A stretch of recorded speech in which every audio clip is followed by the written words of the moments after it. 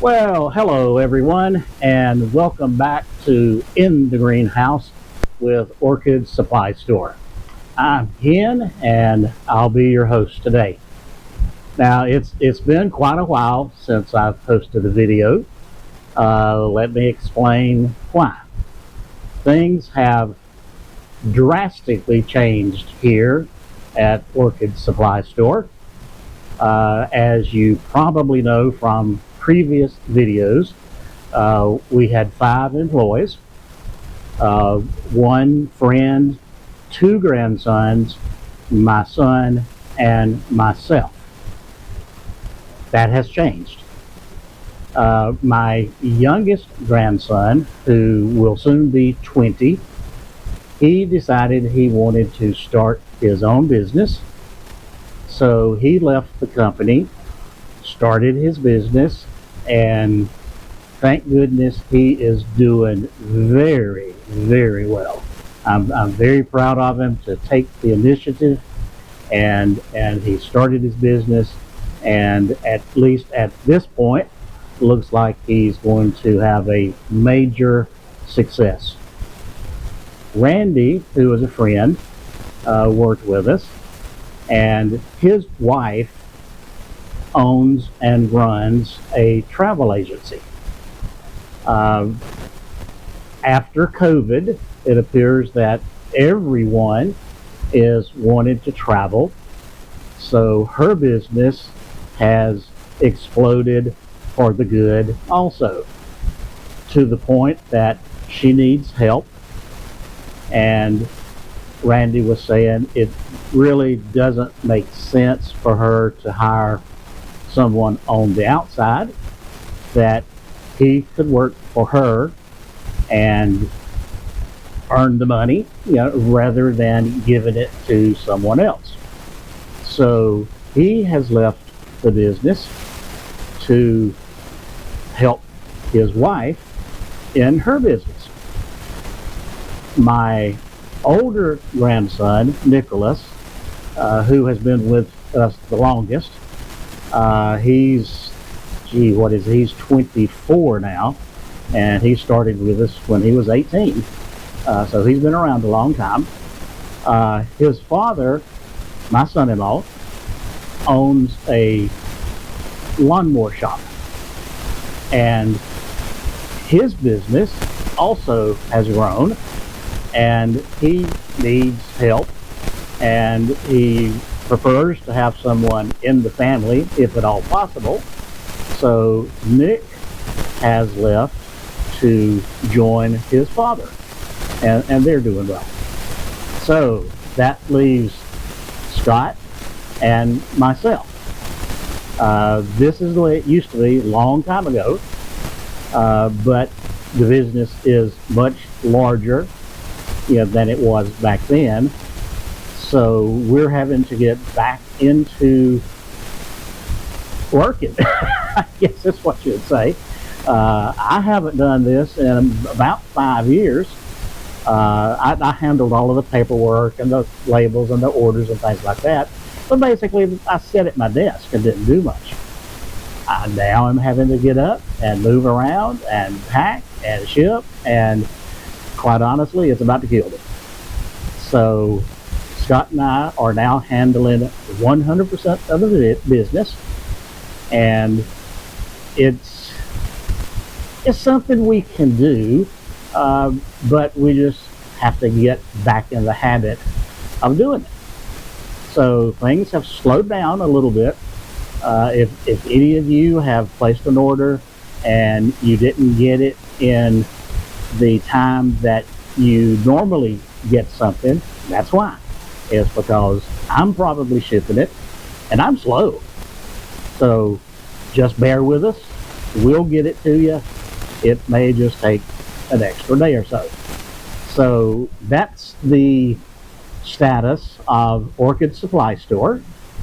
Still doing quite well. Actually, we're doing as good as we were when we had 5 people. It's just gone back to 2 people. So we'll probably have to add someone but it's going to be someone outside the family. So we will vet them carefully, because we do work out of my basement, out of my house, and we don't want just anyone coming and going in the house. So that's where we stand. So what we're going to do today is we're going to do a repotted. Okay, you've seen me repot hundreds of times. You can go anywhere on the internet and see people taking a plant from one pot and putting it into another pot. I don't want to make you suffer through something like that again. I want it to be as different as I can make it. So what I'm going to do today is I'm going to show you different things that you can pot your orchid in. And it doesn't have to be an orchid, it could be any plant, but we're working primarily with orchids. So we're going to take what may be a very unusual pot or placement, you know, whatever you want to call it, and we're going to put an orchid, or we're going to put a flower, and I'm going to show you, you don't have to use a pot. You can use whatever you like. If it's pretty and you like it, probably the orchid's going to like it too, because as you know, orchids don't necessarily like to be in pots. You know, I've walked through the forest and I've walked through a lot of land, and I have yet to see a natural orchid growing in a pot. They just don't do it. So we force them into a pot because we want to bring them into the house and we want to enjoy them. But I'm going to show you some ways that you can pot them, bring them into the house and enjoy it without them being in a pot. Okay, so let's get started. The first thing I'm going to do is I have a wire basket. I was walking through, where was I? I was in the dollar store. Almost never go in there, but for some reason I was in there one day and I saw these baskets, and I said, you know, that would make just a perfect plant holder, you know, that you could enjoy. Now, because it has holes in it, and I don't want the little pieces of bark to come through, I have put a piece of burlap. Just a burlap bag, cut a piece off of it, and that's going to be my liner. You can also use, you could use moss, you could use coconut coir, anything that's large enough to not fall through the holes to hold the media in the basket. So I chose to use the piece of burlap. Okay, the one that I'm going to put in here is whatever that is. I'll let you read it. I never can pronounce these names, but that's okay. So this one has never been out of this pot. This is the way I got it from the grower. So this is the first time it has come out of the pot, and it's in there pretty tight, which is okay. And as you see right here, it's got this fantastic new shoot, yeah, coming up here. So trying to be very careful so that I don't break anything, because goodness knows I've been known to do that. It has the dreaded styrofoam in the bottom, and a lot of you like it. That's okay. If it works for you, don't break it. If it ain't, well, if it's not broke, don't fix it. I just don't like styrofoam. Just a pet peeve of mine. No real reason. Just don't like it. So I'm going to take the styrofoam out, and in doing so, it's going to loosen the roots a little bit. And I'm not going to get them too terribly loose because they're in good shape. That goes right in the middle of the burlap. And I start taking some of my bark.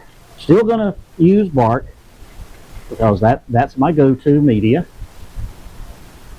And we're just going to fill it around. And this bark is large enough, I probably didn't even need the burlap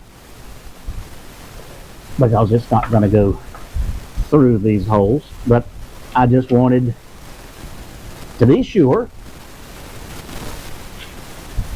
I mean, this one's not even going inside. It'll stay here in the greenhouse. But if you wanted to take it inside, you certainly can. And we just fill her up. And you notice I'm throwing a few pieces off to the side. Those are just really big hunks of bark. And I don't want them in this basket.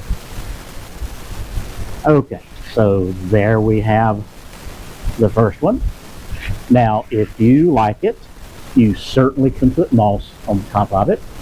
You could put some akidama, some larger balls, anything that you want, you can put on it, to make it look good for you. Since this one is staying in the greenhouse, I'm not going to put anything extra. But I put my name tag and my number back on it, and it's ready to go. Now, any and all of the repots today will be for sale. So if you like something, it'll be there for you. Okay, the next one, I'm going to do something just a little different here.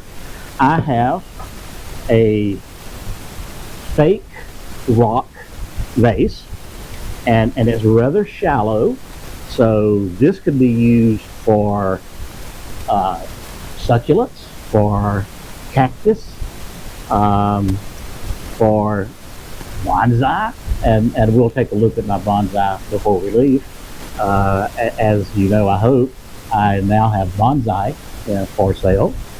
It has a plug in the bottom of it, so you could leave the plug in if you wanted, or in this case, I'm going to remove the plug so that it will drain, and I'm going to put a gigantus rock in the fake rock vase, because orchids love rocks. They like to grab onto them, they like to grow on them, and I'm going to put this one just kind of off to the side, and I have another small rock that I'm going to put in here for support, and then we fill in with bark.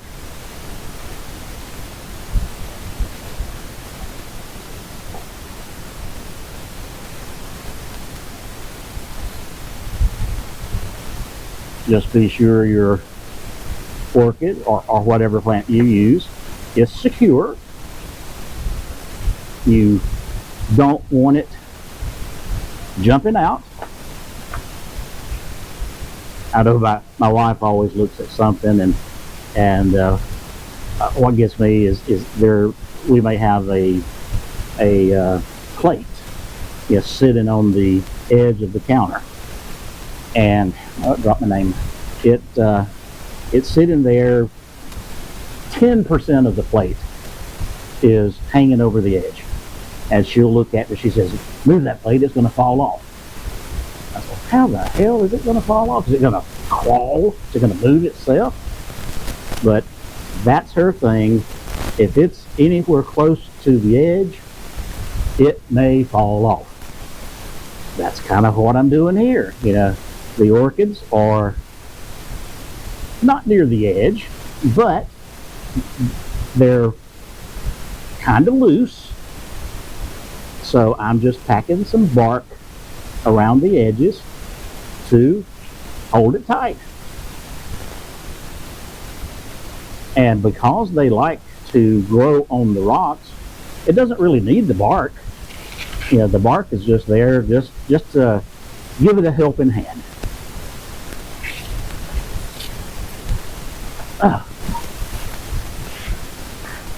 Pick up my name tag here.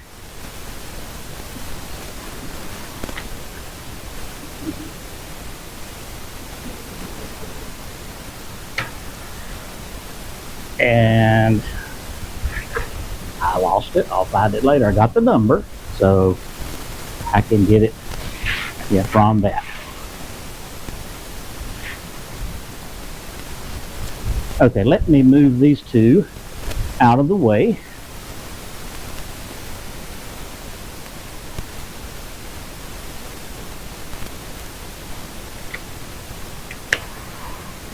So, 2 down, 97 to go.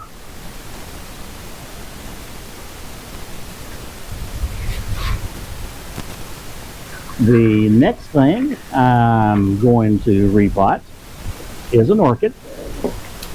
And this is most definitely a bonsai vase. Has the wires to tie the bonsai, but there are no rules. There is nothing that says you cannot put some other type of plant in the vase if you like this vase. I do.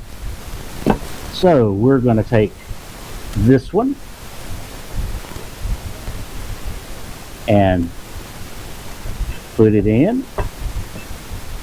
And because it is a bonsai, we are fortunate enough to have the wires to tie it down. So I should have used a little bit smaller wire. This is pretty heavy. I put an opener in here. But anyway, you put it in, you tighten down the wire, and it's going nowhere. Snip off the excess.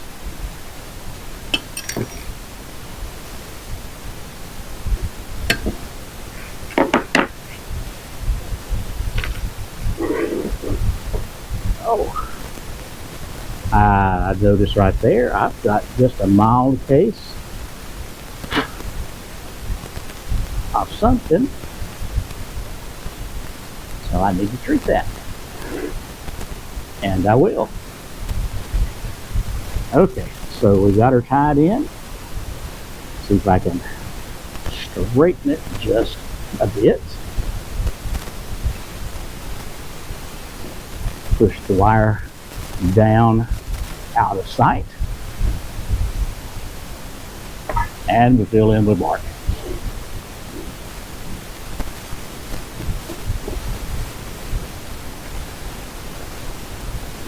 And this vase has two relatively large drain holes, and if you were putting bonsai in it, you would cover those holes with a wire mesh, and the reason for that is the bonsai soil is extremely fine.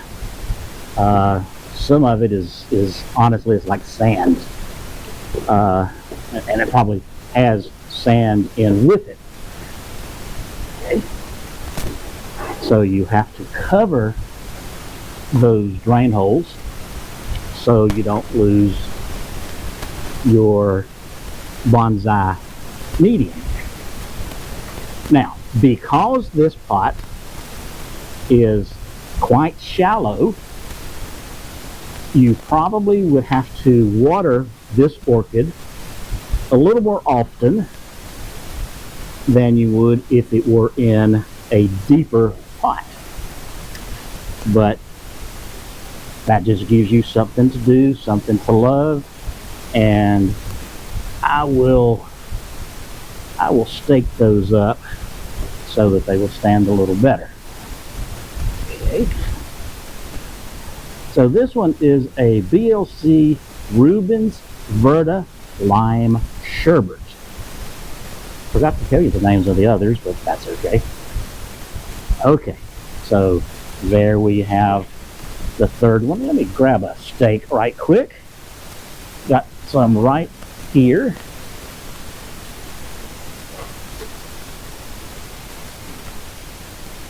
I try to have everything at my fingertips so that I don't have to jump up and down, but sometimes you just forget a few things.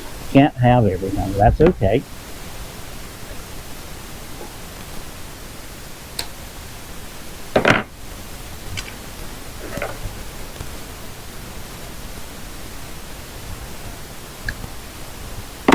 Oh, we'll put that there. And do I want to use a clip or let's use a clip.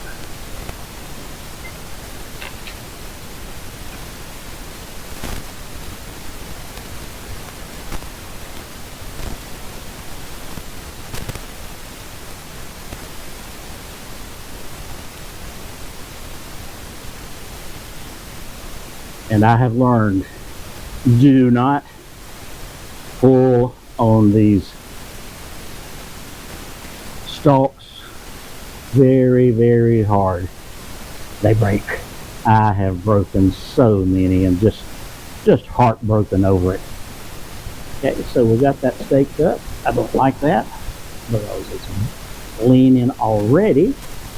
So I'm going to come in at an angle so I can hold on to it like that. Whoops. There. And I'm get my fingers to work here. Hold on to that one there.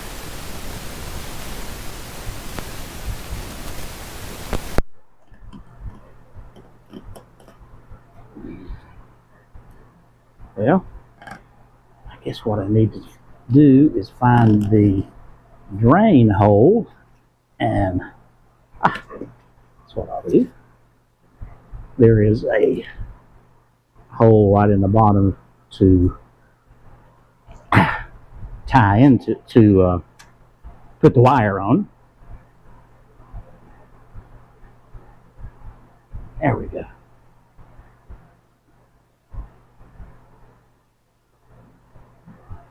Now, okay, since that one is so pretty, I think it is, I'm going to put a butterfly right at the top. Okay, so here's our next one in a bonsai pot. I think it looks great. What do you think? Okay, so move this one out of the way.